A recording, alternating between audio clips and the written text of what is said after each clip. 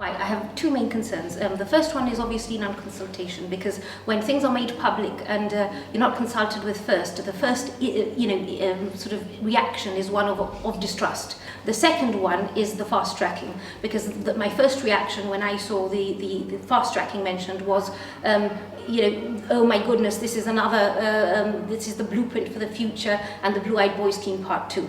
And if I had that reaction, I would imagine that many other civil servants had that reaction too.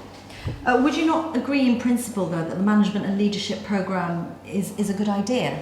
Oh, absolutely, that there's a management and leadership programme just like the one that was carried out between 2005 to 2010 with Durham University is wonderful, and obviously that people should be skilled in leadership and management is an absolutely good thing.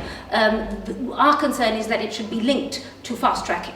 Because in the civil service we have very clear procedures for promotion with a Public Services Commission, with qualifying periods, and you have to wait for your post to be confirmed, and all of that is to protect the civil service from the potential that ministers could appoint people or give people promotions, and that needs to be very protected and respected in order to prevent cronyism and nepotism creeping in.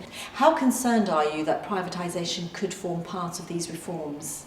Well, I'm very concerned because, and that is definitely something that we would need reassurances on, because there were concerns that were made public in relation to e-government and the IT department in relation to the amount of outsourcing that was taking place. Another concern is bringing people in from the outside at senior levels. We've had that with the Director of Public Prosecutions also, and our firm idea with succession planning is not courses that can fast-track people and fast-track promotions, but rather that people should be exposed and mentored and given the opportunity to experience that workplace environment. But in principle, would you agree that reforms are necessary within the civil service and the public sector? Absolutely, and we've done two great initiatives in relation to reform in 2012-2013 with the departmental reviews, and in 2016 with public efficiencies, and we found that the government with the departmental reviews and with the efficiencies process were very keen to have the initiatives, but they're not very keen to consider our feedback and implement it. Well, the Chief Secretary has said that he is leading on this project. If you're not happy with some of his decisions, will you call for industrial action?